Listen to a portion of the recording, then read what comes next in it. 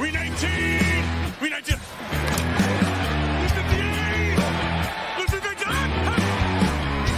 Hey, Rex. Yeah. We 19. Can't. Oscar. Turbos and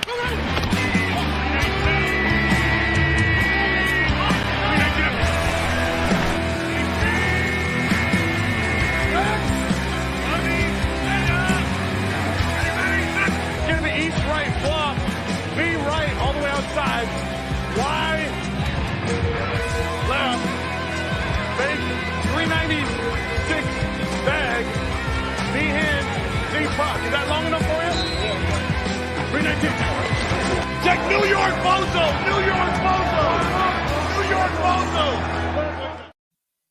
How doesn't a New York bozo get you excited?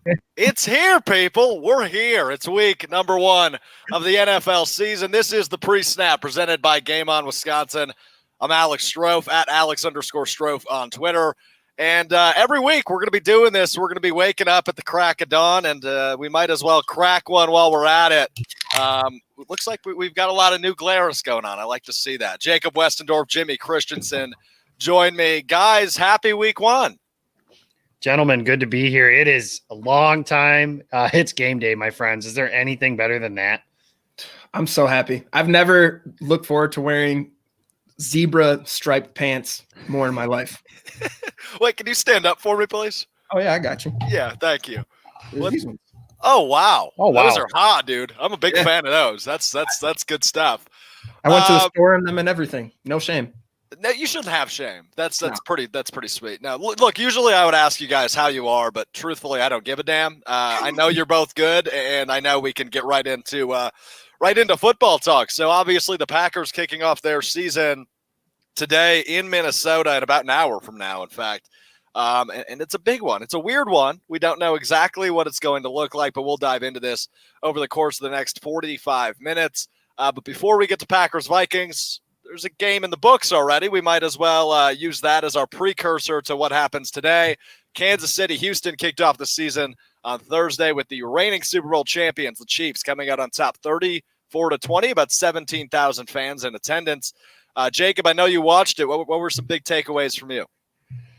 Just Kansas City's run it back plan. It looks to be fully in fruition. It's one of those. I remember when the Patriots were at the height of their powers, it was one of those things that a game never really felt like it was out of their control. And even as the Texans moved through and took an early lead, it never even felt like they had the lead or really had much of a chance. And now you add in a Kansas City offense that's high powered with names last year like Tyreek Hill and Travis Kelce and Sammy Watkins. And of course, the greatest quarterback in the world that is Patrick Mahomes. And now you add in Clyde Edwards-Helaire, who looks like a perfect fit for that offense. And this is a guy who, if you watched our fantasy show this morning, Game On Fantasy with Tyler Grezagoric and Gage Bridgeford, they probably would have told you that this guy should have been a first-round pick. How often is a rookie running back in an offense with Patrick Mahomes going to be a first-round pick? But that guy is a seamless fit into their offense. It's perfect for them.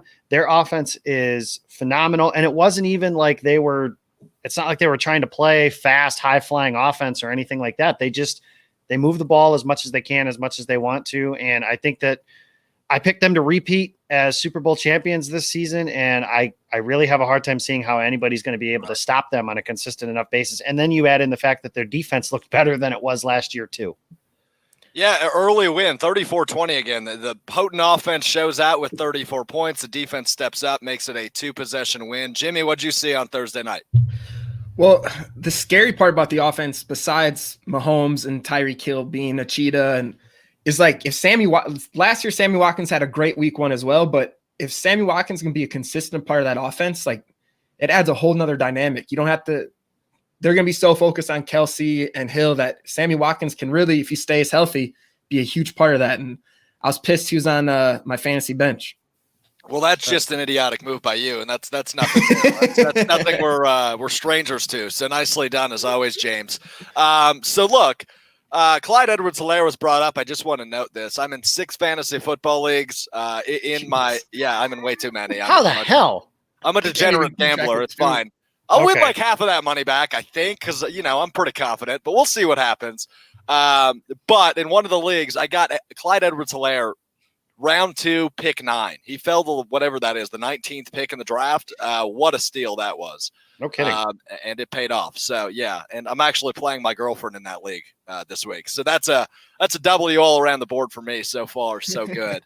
As we open the football season, again, Kansas City tops Houston on Thursday night in the opener, 34-20. The Chiefs 1-0 with their plan to repeat. So I mentioned 17,000 fans in Kansas City. Jacksonville will have about a similar number today as they play host to, who is it? Indianapolis, I believe. Fans in the stands, these are the only 2 games this week. We'll see them.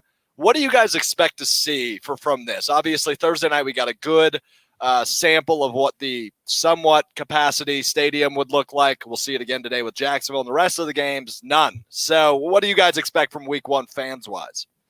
I got to be honest with you. It's something I didn't even really notice it on Thursday. I mean, granted, there were fans in the stands on Thursday night, but it's something I haven't really noticed. I haven't noticed it on the baseball side of things. Honestly, it's kind of made some things a little bit more entertaining.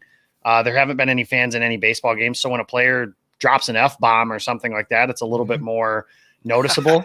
But otherwise, I haven't really noticed. There are some things I guess you miss of, like the crowd going nuts as a player connects on a ball like that. So you might miss, the crowd going wild today, or the crowd going silent in this case today, as Zadarius Smith sacks Kirk Cousins for the 5th time or something like that. But otherwise, honestly, when I'm watching the game on TV, I'm watching for the game anyways. It's a experience for what's going on the field. And honestly, they're not showing a ton of shots of the crowd. So there might be a few eerie things where they show like an overhead view or something like that of what's going on in the stadium. Yeah. But otherwise, I don't know if there's a whole lot of things that they're going to be there where I'm going to notice a whole heck of a lot. So I agree, Dr. Pepper. I am so happy there's Packers football today. So ultimately, that's what it boils down to. Is I think we've said it all on this channel and every other channel that's willing to pay attention a million different ways.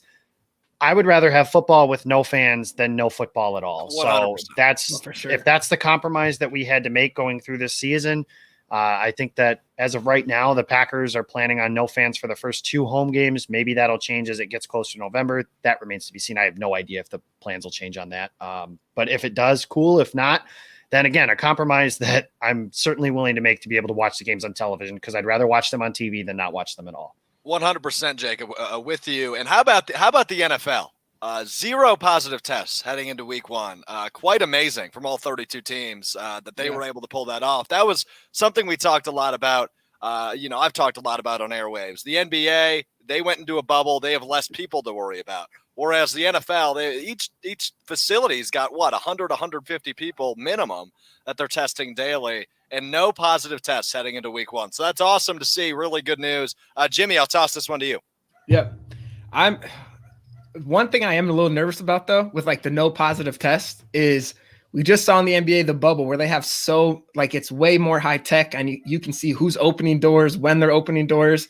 And they just had Mr. Daniel House sneak a co-ed into his room. Now that we're going into other cities, man, these NFL players, they have needs, as they say. So it's going to be, I'm curious to see how tests are going to go after this week, but they've been so great so far, and remaining safe and distant and doing the best they can to kind of avoid getting positive tests. And so I'm very happy we have 0 going into this week, but I'm very curious on how that's going to change. So obviously, yes, dudes are horny. That's not a secret. We saw in the NBA bubble, right? Ugly Anna gets the invite. That Instagram model got the invite day 2. Luckily, the NFL players only on the road for 1 night, so hopefully they can keep their hormones in check, because they are making millions of dollars to play football and not go on Tinder. So we'll find out what happens. But let's move on. Inactives for Green Bay. We actually got a question from Tunchi Pack that we're going to address. Why is EQ inactive? Is that Little Wayne? Is Young Wheezy in the chat? I was listening to Green and Yellow as I was driving through the Starbucks drive-through this morning. That's funny. But here are the inactives for Green Bay. The ones we already knew: Randy Ramsey, cornerback Perry Nickerson. And then it gets interesting. Billy Turner was questionable all week, didn't practice. He is out at right tackle. Raven Green, the safety, is out. Then the other 2, which are interesting, healthy scratches here. Quarterback Jordan Love is inactive, which He's the third stringer anyway, so not a huge shock there. But the one that Tunchi Pack, Lil Weezy, just asked us about, Equanimous St. Brown is inactive, a healthy scratch, so only 4 wide receivers active today for the Green Bay Packers, one including Malik Taylor. We'll get to Malik Taylor in a second, but why EQ? Why does he get the healthy scratch, Jacob? I'll start with you.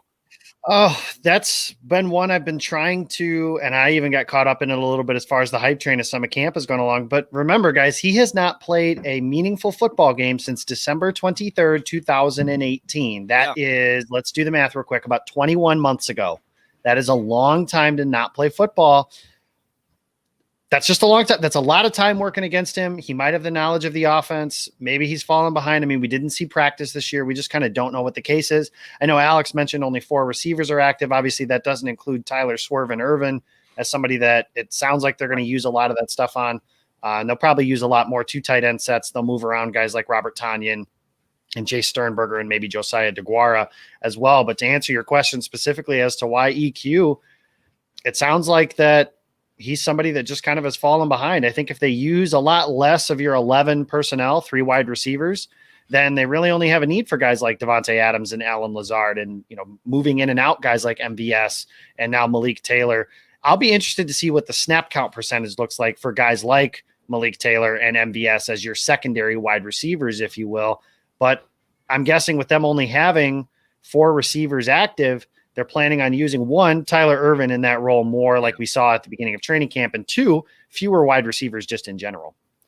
Yeah, and that'll be interesting to watch. Jacob, I think before we went live, it was you that called EQ training camp sweetheart, and now he's not active in week 1. So interesting enough to see. But Jimmy, what do you think the plan is at WR today?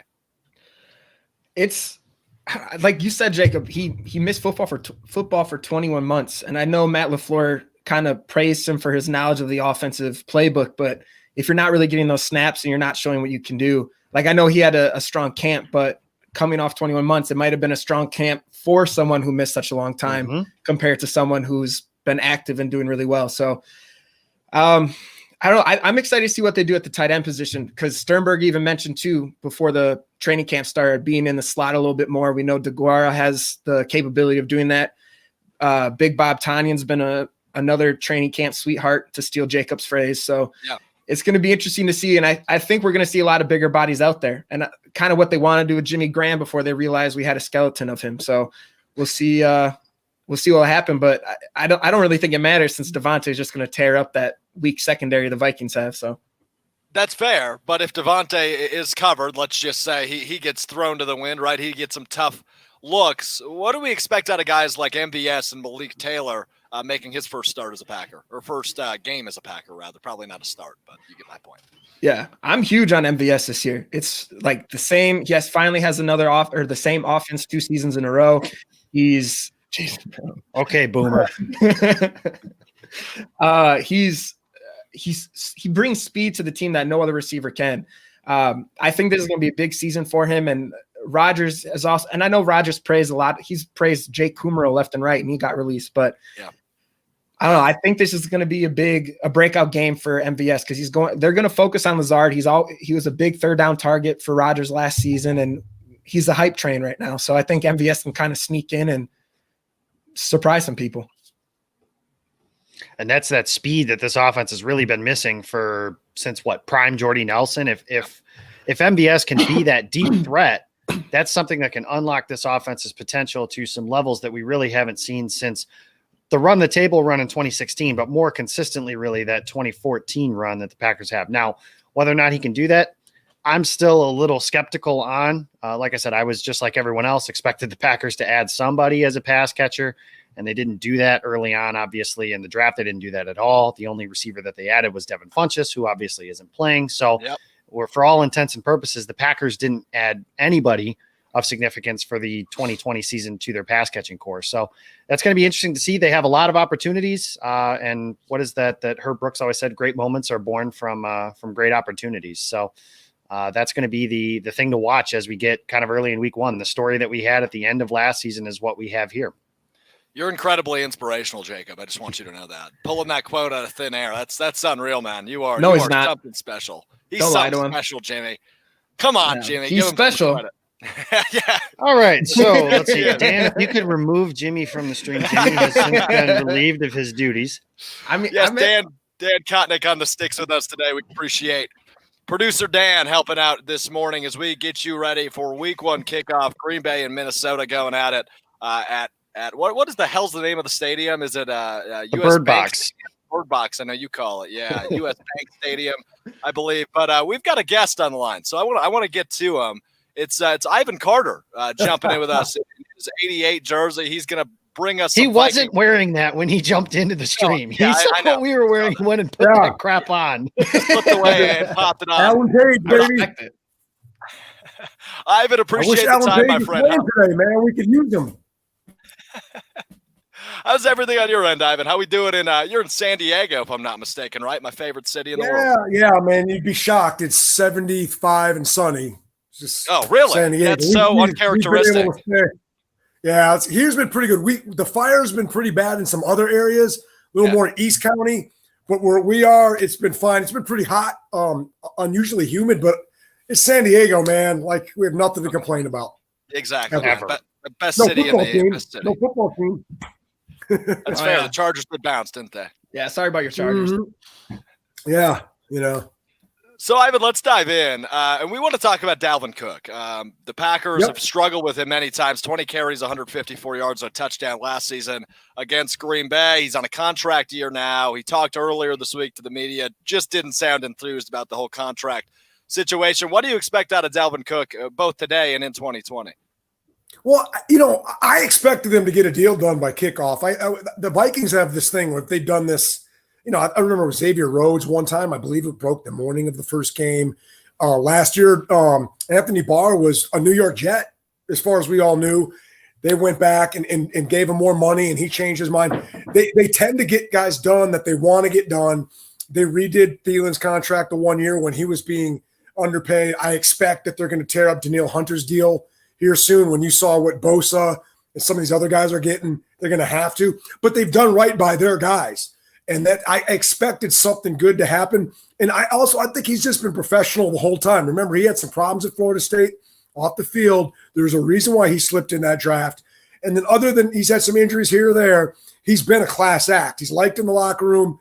The organization likes him. No problems off the field. So I expected him to be in the lineup today.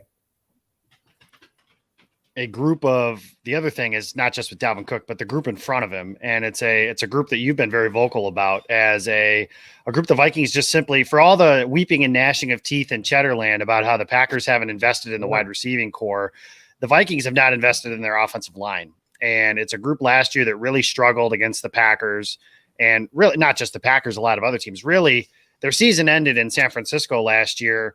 A lot of the blame goes to the quarterback whenever they lose any game, really, but they couldn't block those guys in San Francisco, and they really couldn't block either of the 2 games they played against Green Bay. They couldn't block our guys either. But how much confidence is there today that anything has changed and they'll be able to block Za'Darius and Preston Smith and Kenny Clark? I'm not cocky. I mean, here's the thing. They've had one Pro Bowl offensive lineman in 16 years, guys, and it was Matt Khalil. Oh my God, I didn't know that. Who was not that good. Who didn't particularly like football. I mean, and so look, building a football team, as you guys know, Packers fans, it's whack-a-mole. Okay, you got this position, but then something goes wrong over here. All right, well, you don't have wide receivers, but you got a pretty good left tackle. You have a good running back, but you're a little thin at tight end. There's a reason why it's hard to build a great roster, right? But their continued inability to address the offensive line makes no sense to me from this standpoint. We all know Kirk Cousins can be pretty darn good if he has a clean pocket. He particularly struggles when he gets pressure, of course, and pressure from right up the gut. So you have an undersized center who gets ragdolled and 2 offensive guards who are below average. I don't know how, when you are building a team, and by the way, a football coach who's old school and wants to run the ball. None of that makes sense to me in terms of team construction. Maybe Garrett Bradbury, I hope, was healthy and spent the offseason in the weight room, because frankly, his issues aren't technical. He was a good player in college. He's just not strong enough. And so when the guys get up under him, they get low on him, he just gets ragdolled. That 49ers game, I thought there was going to have one point where they were just going to throw him out of bounds, So I'm not overconfident. Now, Gary Kubiak, very smart schematically, getting guys to the edges. One thing they do generally well is they all move well. I think at some point we'll see the rookie Ezra Cleveland in that lineup, either a tackle or as a guard. They're experimenting him with there. But the fact that it's the opening weekend and you're still talking about musical chairs on the O-line, not good. So going at training camp, I've read some things that Justin Jefferson had a couple struggles. And then obviously this training camp's been completely different than any other one in the NFL history. So how confident are you that he's going to contribute this week, or is it kind of just hopefully later on in the season? Bro, I think we're all in the same boat when it comes to rookies or guys who are maybe off your practice squad from the previous year. As much as we hate on the preseason, I've been around the NFL a long time. I covered it as a reporter. I saw guys make teams off of preseason games. I worked with a guy in D.C. named Brian Mitchell, who borderline Hall of Fame career. He wasn't going to make that Redskins team his rookie year if he doesn't run a kickback for a touchdown. He was getting cut, and then he winds up winning a Super Bowl ring as a rookie. So a few examples. Adam Thielen probably not in the NFL without preseason games. And then for a guy like Jefferson, dude, to line up in the week one, your first game ever as a pro football player, it's a different animal, man. I've seen wide receiver coaches just getting guys lined up correctly. It's a different world in college, as great as LSU was. I don't have high hopes that he's going to be super impactful. I'm sure they'll have a few smaller packages for him. The Vikings didn't do a lot of 3 receiver stuff. I believe they maybe did the least amount of 3 receiver sets in the league last year. Irv Smith Jr. is coming up as a tight end. You're going to see him a lot anyway. And with BC Johnson being reliable and Thielen, I just don't know how much you're going to see Jefferson here in the first 3 weeks. Maybe you'll have a package in there for him. The one thing the guy did show in college is his ability to go up and win against contested coverage and make catches. So, sometimes wide receiver is a confidence thing. I played that. I played it in college. You make a couple catches, you start feeling real good about yourself. Then on the other hand, I saw a guy like Laquan Treadwell had a couple drops early. The fans got on him. Probably was on Instagram too much because you're getting hated on. And his confidence went boom. And I know some Packers wide receivers, other than their main guy, are probably fighting that devil sometimes too, because people are watching on them. They're going to blame them if it goes wrong. It's a very interesting position that way. I think that happened to MVS. I know MVS was injured last year too, but he had a couple drops and fans just got on him. And I think, like you just said with Treadwell, I think that's something that happened to MVS last year. But with you mentioned Irv Smith, with Raven Green being out this week or this game today, I'm nervous what Irv Smith can do, and even Kyle Rudolph. But your tight ends kind of worry me. Yeah, I mean, Irv Smith is what we saw last year. He flashed, and then from what I heard, his offseason was excellent. I have no reason to believe that guy's not going to be a Pro Bowl tight end. And by the way, blocks a lot better than I thought. His old man was an NFL offensive lineman. Maybe that shouldn't surprise me, but I didn't see that necessarily in his game at Alabama that much. Although you're not going to be on the field for Nick Saban if you don't do the fundamental things. But excellent player. And with Rudolph, sometimes it's like Cousins, man. Just throw it to the dude. Even if he's covered, he's not. You saw it in the playoff game against the Saints last year. Yeah. He's such a big guy, and he has that basketball player background. He'll just box you out. And at the very least, he's not letting the DB catch it. He'll bat it down. But sometimes Cousins, his personality, and you guys follow him a little bit, everything's got to be so perfect. He strikes me as the kind of guy that irons his underwear. You know what I mean? Like everything's got to be right. And if a guy's not wide open, I'm going to check it down to the fullback because that's what my read tells me to do. One of the great things that's made Rodgers so great is that he'll go off schedule. Sometimes he's more dangerous off schedule, and he'll give a guy a chance to make a play. And you go, gee, man, maybe not. He's not as wild as Favre used to be with it, where Brett was like, damn, Brett, like he's covered. Well, I'm gonna get it in there.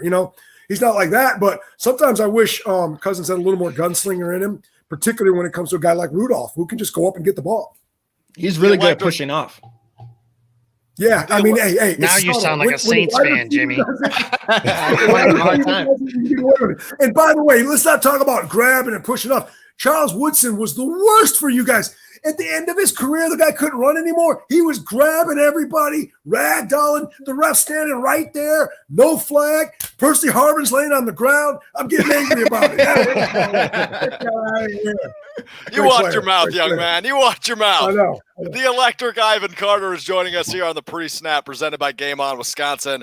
Ivan, I want to flip sides of the ball. I want to go to defense because the Vikings defense has been making a lot of headlines this offseason, whether it be departures, whether it be additions, whether it be trades. We saw Daniil Hunter go down earlier this week, placed on short-term IR, but you also made the addition of Yannick Ngakoue a couple weeks back. What do you expect out of that D-line here in week one? Well, we're going to miss Jefferson Griffith more than people think. That guy was a great football player. He was rock solid. He was every down defensive end. He was so durable. The 1 year he had the mental health issues and he was out for a while. To his credit, came back from that. I guarantee you every offensive tackle, coordinator, and quarterback in that conference is happy he's gone in that division. But, then you thought, well, Daniil Hunter's going to be there, which kind of explains to me why they went and got Ngakoue. I wondered at the time, wow, it's kind of a late investment, but they're going to be weak on that one side. And I also have a lot of questions about the defensive tackle position. They don't have a real 3 technique. I mean, they don't have a space eater. They signed Pierce to be that guy. He opted out of the season. And we talked about the last playoff game. Yeah, the Vikings offensive line got ragdolled. Our defense couldn't stop the run either. Mostert and those dudes were running all over us. And I think Garoppolo, after he almost threw his 3rd pick, Shanahan's like, we're just going to run the rest of the game. You remember that? Like, we could not get off the field. I have major concerns about that particular area, particularly depth if there's an injury. And then linebacker solid. You guys know Kendricks and Barr. Kendricks one of the best in the business. Barr's excellent. I imagine we'll see some more base defense because of those young corners. I don't know that you're going to do a lot of nickel. Question marks. We didn't get to see those guys in the preseason. Gladney's a rookie. Dantzler's a rookie. I don't trust rookies. And I usually like to cut my seasons up into four-game segments. Give me the first 4, kind of assessment where we are, and then by mid-season, those guys are kind of ingrained. To think you're going to line up week 1 with young, inexperienced corners against Aaron freaking Rodgers in a quiet dome, by the way, I sure wish they'd let me in there. I'd make some noise. We don't have any noise, so Rodgers is going to be back in there. It's going to be like church service, baby. I'm really, really nervous about it. The good news is Zimmer's an excellent coach. He's always been great with DBs. I have no doubt that they'll be in the right spots, right positions. I have real questions whether they're going to create enough pressure. And if you have to blitz Aaron Rodgers, he'll burn you. You might get to him once or twice, but he's going to burn you a couple times. So that would be the cat and mouse game I'm looking for today. And by the way, though, Aaron, if you see Anthony Barr coming, get rid of the ball, man. Just get rid of the ball. I hate you. I knew it was coming. Kick him out. Just do it. Just go it like that. Go it away. It's okay. He's not wrong. I know. He's It not wasn't wrong. even that dirty of a hit. No, get rid of the ball. Get rid of the ball. We followed through. We kind of finished on his shoulder. It's football. In 1991, we're not even talking about it. Listen, Ivan, let's say it this way. If it was the roles reversed and it was a green 52 hitting a purple number 7, it was Case Keenum at the time. We're not even having a conversation about it at this point. But let's talk a little bit about you were talking about the DBs. So when it comes to safety tandem, Harrison Smith's awesome. Anthony Harris, maybe the best player that nobody knows about. Terrific the quarterback position, you were talking about those guys. Last year, Xavier Rhodes, he was done. I mean, that's why he's not in Minnesota anymore. Couldn't run anymore. Trey Waynes. No, Trey Waynes didn't pan out. It didn't work. Mackenzie Alexander is not around anymore. You mentioned some of the guys they have. Who's going to cover Devontae Adams today? Typically Zimmer puts a guy on a side, even when Rhodes was at his best, and he stayed on that side, and he kept Waynes over here. And I'll say this for Trey Waynes. I think he gets bagged on a little bit by Vikings fans, when he's a Wisconsin boy, but solid tackler, man. He would come up there and stick his head in there and support the run. Yeah, I would say he was probably league average in coverage, but he was reliable. And if your second corner is that guy, you're pretty darn good. I mean, they went to one game from the Super Bowl with him a couple of years ago. I think they're going to miss him a little. Mackenzie Alexander was a very good slot corner. That's a unique position in football. Not every corner is comfortable moving inside. It's just sort of like wide receivers. I never was personally comfortable operating in the slot. There's too much stuff going on around me. I wanted to be outside, baby. Some guys just aren't comfortable making that transition. It's a guessing game. I don't know what you're going to get. Gladney was a nice player at TCU. Dantzler was a nice player in the SEC, but this is the NFL. And so I don't know what they're going to do. I mean, the two safeties, though, cover a lot of sins. Harrison Smith, as you guys know, Packers fans know, is as good as anyone in the business. Harris led the NFL in picks last year. He's a playmaker, really intelligent player. I think having those two sort of your quarterbacks back there cover for a lot. But like in terms of what you're going to see from slot corner, it's a total guess. I mean, the one advantage, I guess, is that the Packers don't know either, because unless they had, one of you guys sneaking under the trash cans at their whatever their Bill Belichick's not the coach, so. Yeah. Cheap Packer fans on the other side of the border. I know you guys are everywhere, but we'll see. I guess we're going to find out. But it'd be nice to get pressure on Rodgers, and I can't even count on that today. Well, let's wrap it up with this, Ivan. Really appreciate the time. I need a score prediction from you and some reasoning behind it. As much as I want to say purple, I'm going to go 24-17 Green Bay Packers today. I just think quarterback position, the fact that the Vikings have some inexperience, missing Danielle Hunter, questions on the O-line. I'm going to go ahead and give the Packers a road win. Fairly, I don't say comfortable. I think it'll be a game. But, it'll come down to Kirk Cousins having the ball with 2.5 minutes left and not getting it done. So, and we move on to next week. Then we move Ivan's on to a Packers fan. He just won't admit it. It's in there somewhere. He just doesn't. I hope I'm wrong. We hear the fan. We hear it pouring out, Ivan. Really appreciate the time, my man. At Ivan Carter9 on Twitter if you want to go follow him. Ivan, again, appreciate the time. We'll do it again soon. All right, my man? See you, man. And he will enjoy football today, will Ivan Carter. So we just got some breaking news from producer Dan. I want to dive into that before we get into our game picks. Matt Schneidman of The Athletic has reported that Elton Jenkins will flip sides. He's going to right tackle, and Lucas Patrick will go to left guard in his place with Billy Turner out today at right tackle. So Jenkins going from left guard to right tackle, Lucas Patrick slipping in at left guard. What do we make of this?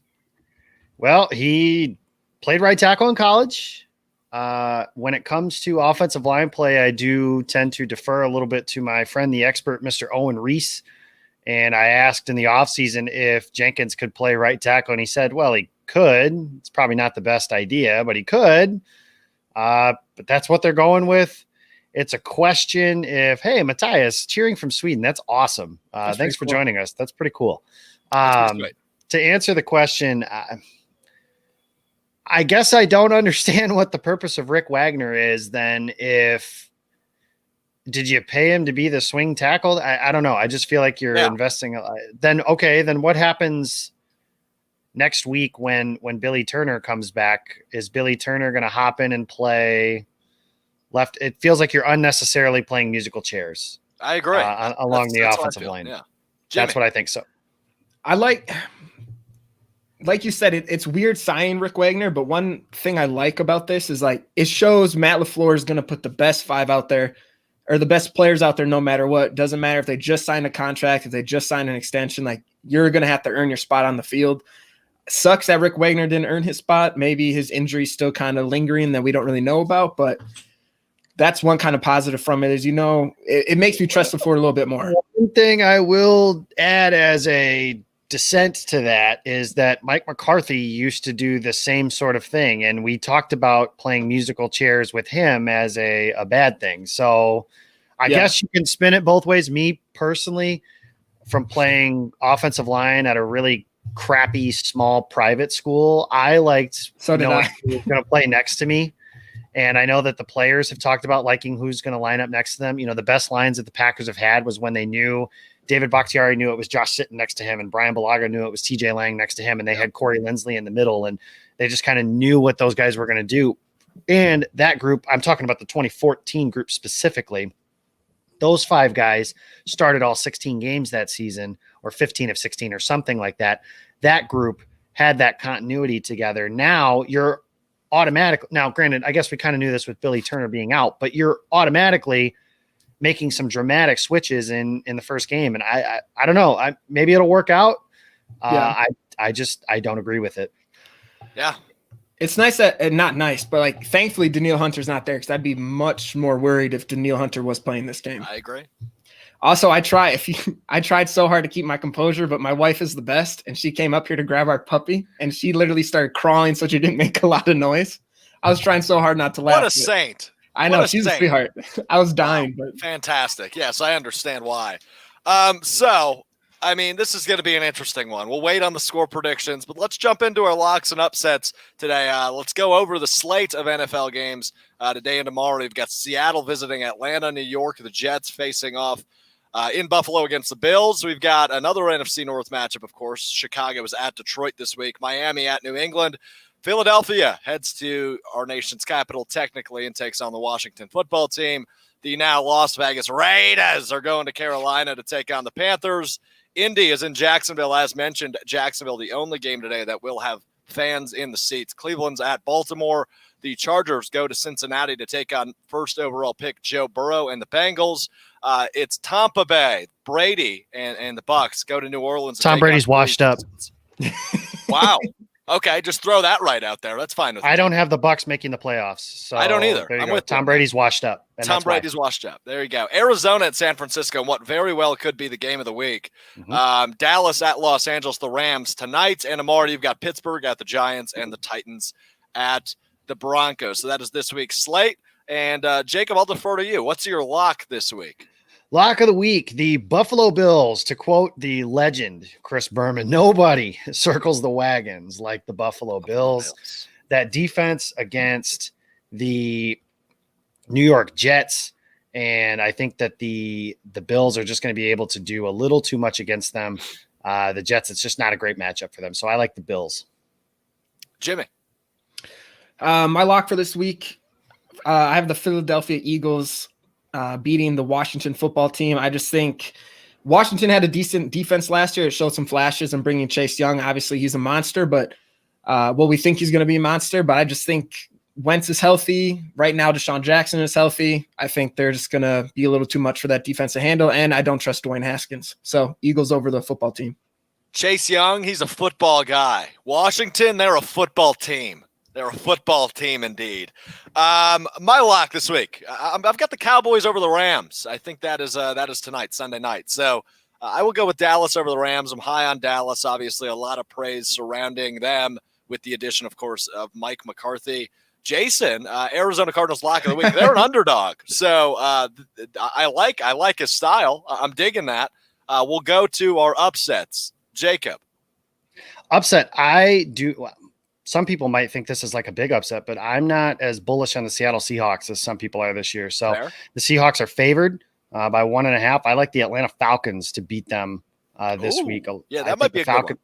I think Seattle's another one of those teams I have missing the playoffs in favor of the Arizona Cardinals in that division. So I think Seattle, for whatever reason, refuses to let Russ cook. And if you refuse to let Russ cook at some point, trying to come back and win games, and it's too late, eventually you run out of time. So I like Atlanta over Seattle.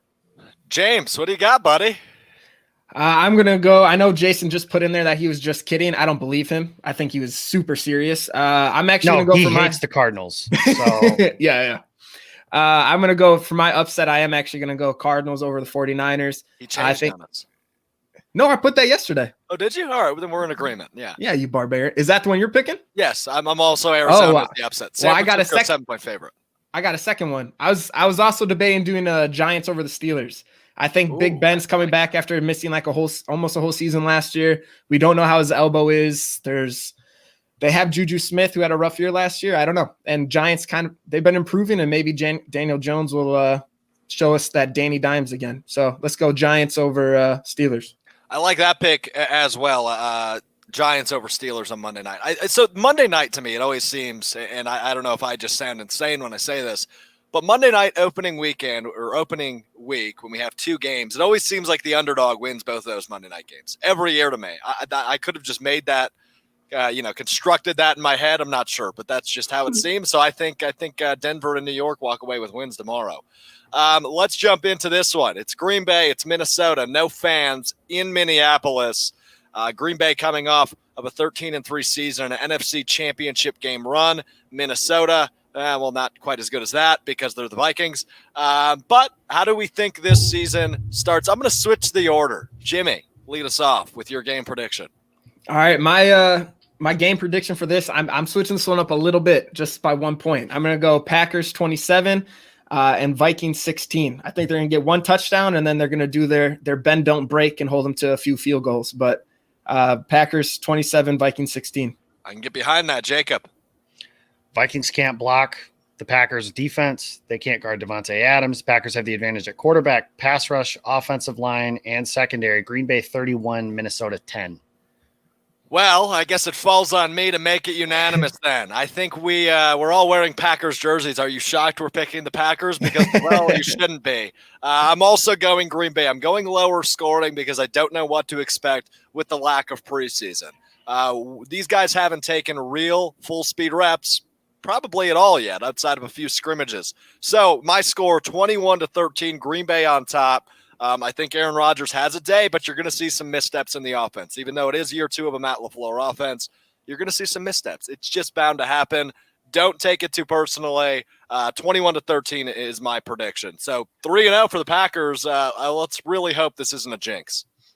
Oh, I don't believe in jinxes. So well, I do. Listen, the Red Sox have won a World Series. The Cubs have won a World Series. The White Sox, if you name any jinx or whatever. I mean, if the Bears find a franchise quarterback, that's really the last one, right? Yeah, but how about Mitch Trubisky starting today against Detroit instead of Nick Foles, Super Bowl MVP, Nick Foles, might I add. I mean, they could have signed Cam Newton, right? Why would you do that, though? That's anytime you can pay a guy $20 million and give up a draft pick to then sit him, I guess you got to do it. So this is off the cuff question for you guys. Who has more receiving yards, MVS or Robert Tonyan? I'll go MVS. I think he has that one big shot play that kind of skews the numbers a little in his favor. I'll say Tonyan has more catches though. I think Tonyan scores the first touchdown of the year. Nice. Yeah, I think Bob. I think Bob's getting in the end zone for touchdown number 1. From Aaron Rodgers, let's say, I don't know, 24 yards. How's that sound? A little long one for Bobby. All right. Well, that wraps it up. But what we've got left on the Game On Wisconsin agenda today looks like this. I'll be with you for the post route, which starts 20 minutes after the game, after the Packers hopefully win against the Vikings. I'll be taking your phone calls, walking you through for about 30, 45 an hour after the game. So make sure you subscribe to our YouTube, Game On Wisconsin. Follow us on Twitter at Game On WI, or go find us on Facebook. Of course, Game On Wisconsin will be available on all 3 of those platforms for the post route 20 minutes after the clock hits 0. And then later tonight, these 2 doofs are going to be with 3 other doofs as they do the Game On Wisconsin roundtable at 7:30 p.m. That's what I'm going to be debriefing. I might be half drunk. I'll probably eat leftover pizza that I ate during the game, listening to them break down what happens today as well. So our days aren't over, but we're going to be split up together. So, guys, before we head into kickoff, I figured we might as well do it in style. Enjoy the game and enjoy week 1. Appreciate you stopping by. Green Bay, Wisconsin.